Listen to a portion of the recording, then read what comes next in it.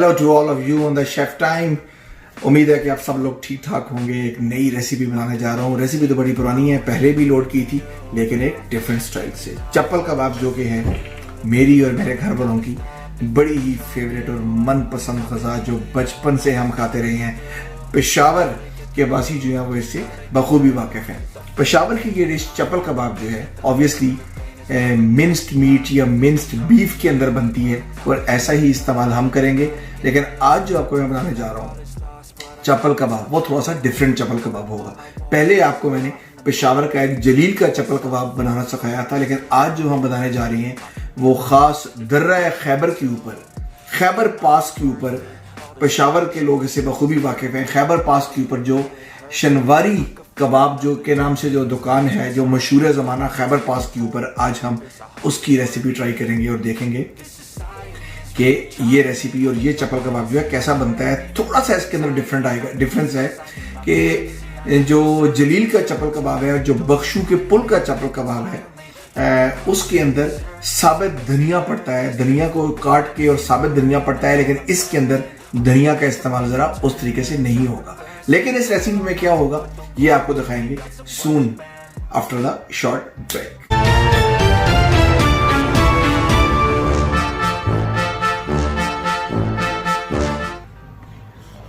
सबसे पहला और इंपॉर्टेंट चीज 1 किलोग्राम हमने कीमा लिया है। कीमा जो है आप बीफ का भी ले सकते हैं और इसके अलावा मटन का भी ले सकते हैं। मैंने जहां पर जो इस्तेमाल किया है वो बीफ को इस्तेमाल किया है। बीफ कीमा लेने के बाद इसके अंदर मैंने इस्तेमाल कर दिया 2 चम्मच, क्योंकि ये छोटा स्पून है, टेबल स्पून मेरे पास नहीं है, तो मैं इसमें 4 चम्मच इस्तेमाल करूंगा अदरक लहसुन का पेस्ट।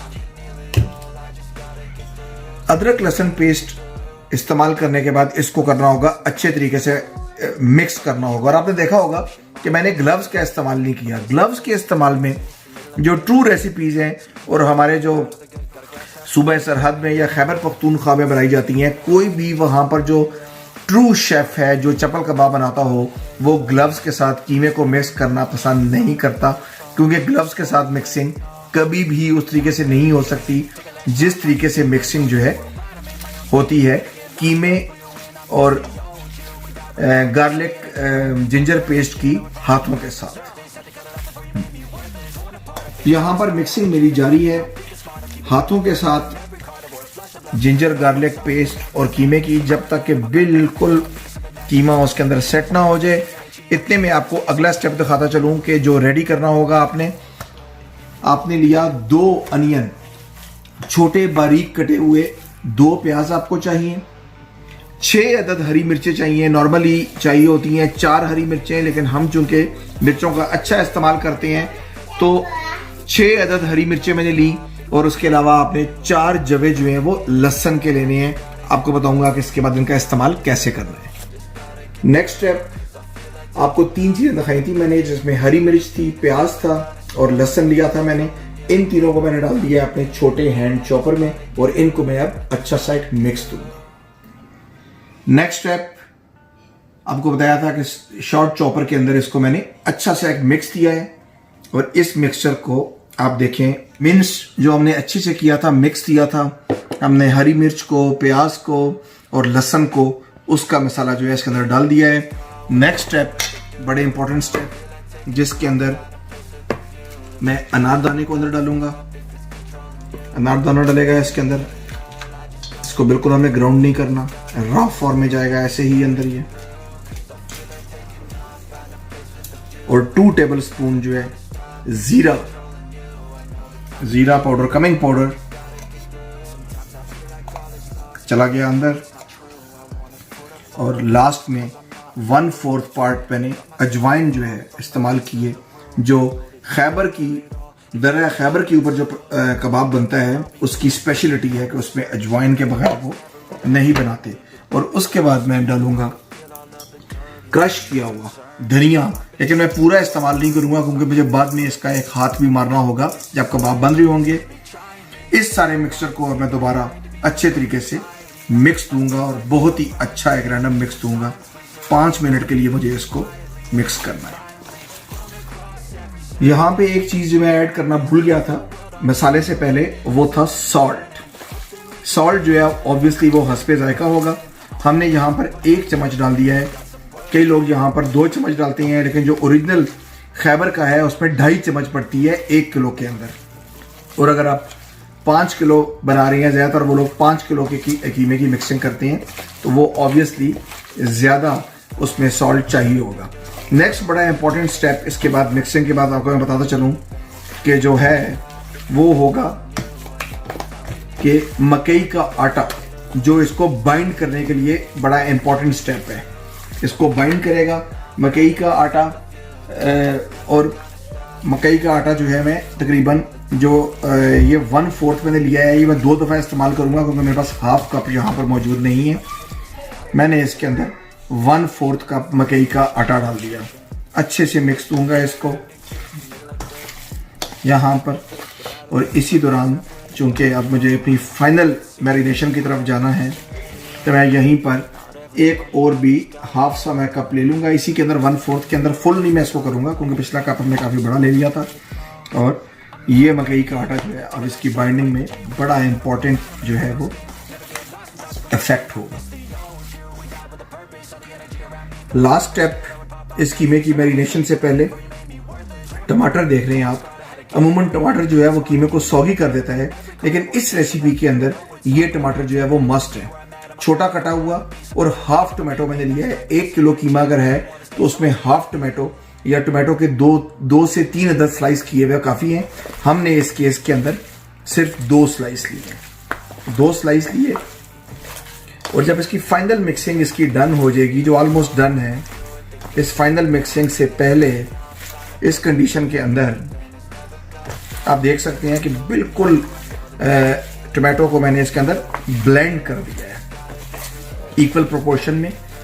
फ्री स्टाइल वो जा रहे हैं जहां भी जाना है। और यहां पर मैं डालूंगा एक दफ़ा दोबारा जो बड़ा इंपॉर्टेंट इसका जुज़ है, और ये वो धनिया है, जो कुटा हुआ धनिया, हाफ कुटा हुआ धनिया, ये इसके टॉप पे रहेगा। बाकी धनिया मैंने फ्राई करने के लिए छोड़ दिया है। आपको बताऊंगा कि वहां पर मुझे किस जगह पर वो धनिया दरकार होगा। अच्छा सा मिक्स करने के बाद तमाम कीमा जो है वो सेटल हो चुका है। आप देखें बड़ी अच्छी उसने फॉर्म जो है वो एक्वायर कर ली है, बड़ी अच्छी शेप उसने एक्वायर कर ली है अब इसने, और बहुत अच्छा सा बाइंड हो चुका है। लेकिन अब यहाँ पर सबसे इम्पोर्टेंट स्टेप कि अब हमने इस कीमे को 1 घंटे से 2 घंटे के लिए मैरिनेट करना है, रखना है उसको। मैरिनेशन को बेटर है कि अगर आप रेफ्रिजरेटर में रखते हैं, हम भी इसको फ्रिज में रखेंगे और घंटे से 2 घंटे इसका इंतजार करेंगे। अगर 2 आवर्स हम इसका सब्र कर सकते हैं तो I think it's going to give us very good results. I am going to put it in the fridge and then when I will come back, I will show you what happens next.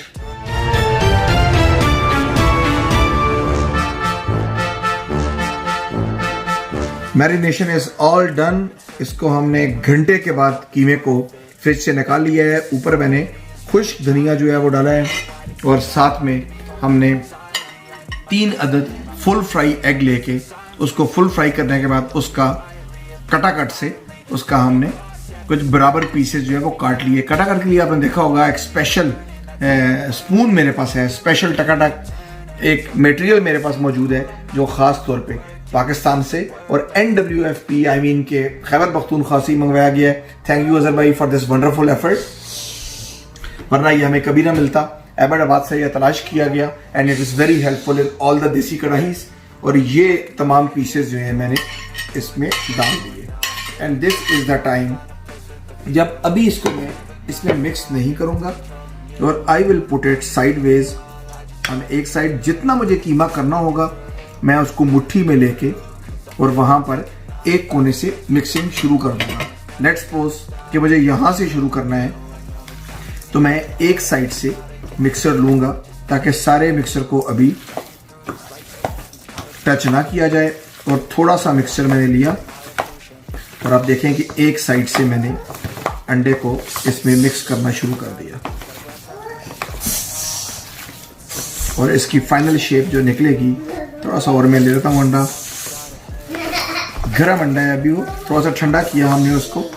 और अब देखें आपका कीमा जो है वो finally इस शक्ल का होना चाहिए कि आपको उसमें अंडे के पीसेस बड़े बड़े मोटे मोटे पीसेस नजर आने चाहिए। अगर अंडे के बड़े टुकड़े नजर नहीं आएंगे तो इसका मतलब है कि आप पेशावर के चप्पल कबाब से बहुत दूर हैं। पेशावर के चप्पल कबाब की पहचान ही ये है कि अंडे का ये बड़ा टुकड़ा इस तरह से रॉ फॉर्म में नजर आना चाहिए, अंडे के बड़े बड़े टुकड़े, और ये इसी हालत में रॉ फॉर्म में फ्राई भी होगा। और एक और चीज आपको मैं याद दहानी करा दूं कि शायद आपसे बहुत से लोगों ने ये पूछा हो, ये हमारे घर में भी सवाल किया गया है कि इसमें मिर्चें कहाँ थी। इस रेसिपी के अंदर जो दर्रा खैबर के पास जो पेशावर का चप्पल कबाब बनता है, इसमें किसी भी लाल मिर्च का इस्तेमाल नहीं होता। अगर लाल मिर्च आप डालेंगे तो हम इस रेसिपी से टोटल आउट हो जाएंगे।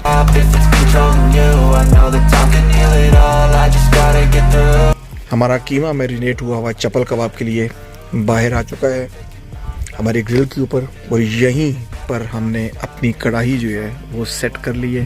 क्योंकि मेरे पास कढ़ाई यहाँ पर अवेलेबल नहीं है तो डीप फ्राई पैन यूज़ किया है, जो बेस्ट पॉसिबल चीज़ है अभी के लिए जहाँ पर मैं इसको फ्राई कर सकता हूँ। कीमा रेडी है और ये मैंने गोल टमाटर जो है कुछ काट लिए हैं जो इसके अंदर मैं लगाऊंगा। कीमा जो है बहुत अच्छे से मिक्स हो चुका है। आपने देखा कि अंडे के टुकड़े जो हैं बड़े भरपूर तरीके से नज़र आ रहे हैं, और ये अंडा आपको मैंने बताया था कि बग़ैर किसी मसाले के है, सिंपल डीप फ्राई हुआ है और फुल फ्राई इसको हमने किया है बग़ैर किसी मसाले के, और इसी हालत में इसके साथ मिक्स कर दिया गया है। और अब करूँगा मैं इसको एक गोल कबाब जो है चप्पल कबाब की शक्ल में आपको दिखाती है कि कैसे बनाएंगे।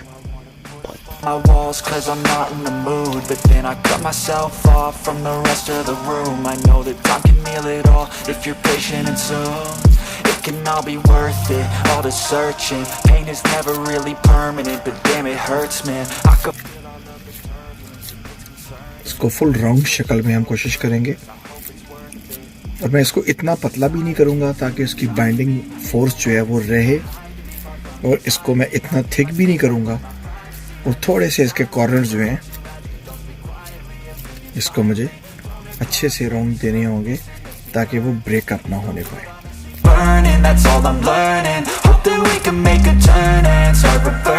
पहला कबाब जो है मैं टमाटर के बगैर फ्राई करूँगा।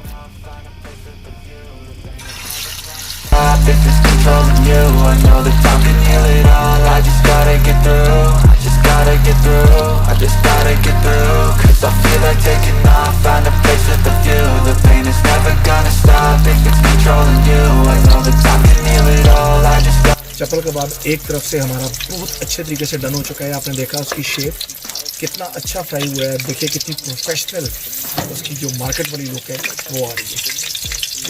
This is a true restaurant style.